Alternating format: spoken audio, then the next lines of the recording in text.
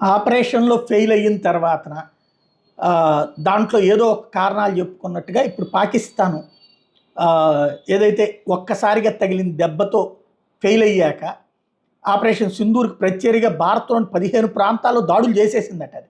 Rafale యుద్ధ విమానాన్ని కూడా కూల్చేసిందట. ఇది అవాస్తవ ప్రచారం తెర మీదకి తీసుకొచ్చింది. దాంతో ఆగకుండా యుద్ధ విమానం ఇదేనంటూ సోషల్ మీడియాలో ఫోటోలు కూడా షేర్ చేసింది. దీంతో భారతదేశం వాటిని ఫ్యాక్ట్ చెక్ ద్వారా గట్టి కౌంటర్ ఇచ్చింది. అలర్ట్ పాకిస్తాన్ అనుకూల సోషల్ మీడియా ఖాతాలో పాత ఫోటోలను విచ్చలవిడిగా షేర్ చేస్తున్నారు. వాళ్ళు పోస్ట్ చేసిన ఫోటోలు తాజా ఘటనకు సంబంధించినవి. 2021లో పంజాబ్లోని మెగా జిల్లాలో ఐఏఎఫ్ MiG-21 ఫైటర్ జెట్ ప్రమాదవశాత్తు కూలిపోయింది. ఆ దృశ్యాలను ఇప్పుడు రఫేల్ యుద్ధ విమానం కూల్చామంటూ పోస్ట్ చేస్తున్నారు. ఇవి నమ్మొద్దంటూ పీబీఐ పోస్ట్ చేసుకొచ్చినటువంటిది. పాకిస్తాన్లోని ఖైబర్ పఖ్తూన్వాల్ 2024లో జరిగిన ఘర్షణలను చూపెట్టి పాక్ ఆర్మీకి సంబంధించి అక్కడ ఫేక్ న్యూస్ ప్రచారానికి సంబంధించి 2 స్థావర